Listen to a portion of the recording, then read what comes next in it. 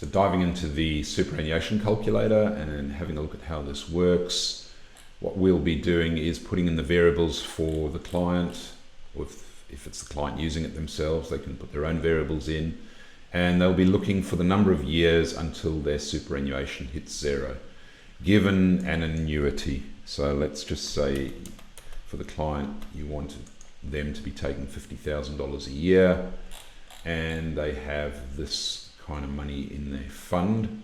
So maybe they've got a super free balance as well, which contributes to the overall superannuation balance. They've got a taxable income.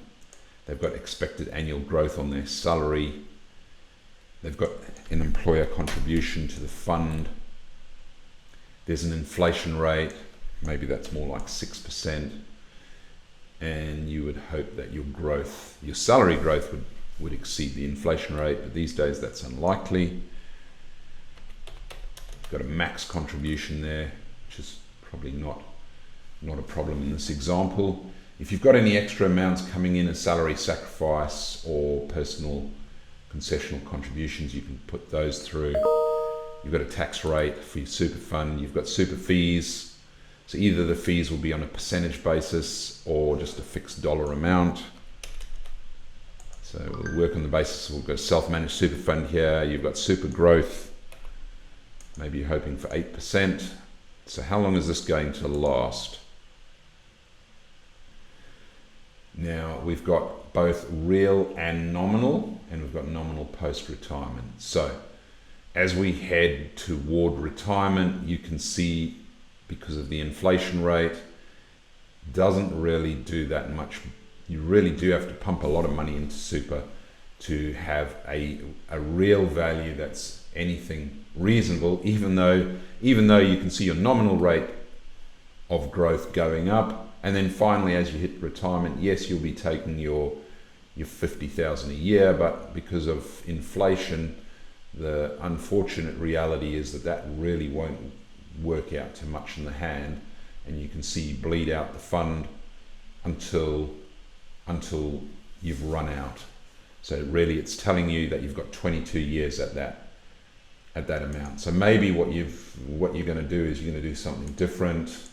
Let's start again, and we'll use this time. So instead of number of years to 0, so pension per annum until date of death. So we've got date of death there, life expectancy 80. So we've got a smoker on our hands, and that means maybe this person is expected to die a little earlier, and say 80, and maybe their retirement age is 70. They're going to keep working and giving themselves 10 years before they perish, which is a little sad. So expected percentage growth on taxable income, hardly anything these days.